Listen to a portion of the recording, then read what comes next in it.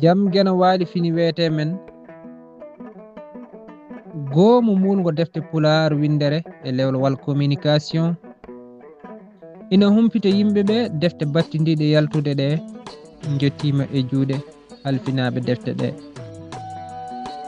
Deftere gande kese ko wiyete science, hen deftere haalata ko faati e météo nde wiyete ko jangde gueɗe weeyo e kuule kammu. Nde windi ɗum Oumar Abdallah Wele, lollirɗo Baba Locol mo Jowol.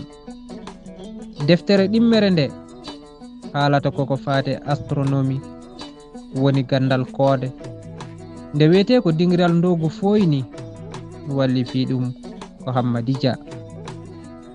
Goomu ngu ina humpita en defte ɗe jottima e juuɗe fodɓe jokkodirede ɓe. So tawi gonɗa ko Amérique jokkodirta ko e Mamadou Sarr, tonggode 194, 95, 98, 93, 60. Farayse ko Koddo Job 336, 40, 33, 17. Sénégal Hamad Thiam 77, 600, 99, 97, walla Malik Ly 77, 194, 64, walla Mouhammadou Siraji Ba 77, 598, 23, 17. Mauritanie ko Hammadi Dia 200, 22, 49, 97, 69. Njaru defte ɗe e leydi Amérique.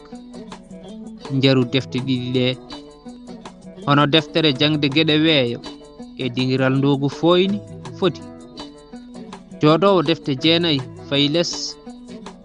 Deftere kala jarata ko $15. Jodowo jeytowo deftere kala jarata ko $12. E leydi Europe njaru majje ko €12 wonande codowo jeytowo. Defte 10 fayi dow €15 codowo deftere wotere ha defte 9. E leydi Sénégal so tawi ko deftere jangde gueɗe weeyo nde ko 4000 francs CFA wonande codowo jeytowo. Defte 10 fayi dow 5000 francs CFA codowo deftere wotere ha defte 9. Deftere dingiral ndogu foyni jarata ko 7000 francs CFA codowo deftere wotere ha defte 9, walla 6000 francs CFA codowo jeytowo. Defte 10 fayi dow.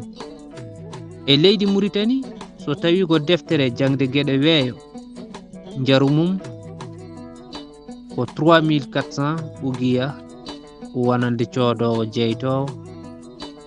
Defte 10 fayi dow 4000 ugiya codowo deftere wotere ha defte 9. Deftere dingiral ndogu foyni jarata e leydi Mauritanie ko 4400 ugiya wonande codowo jeytowo.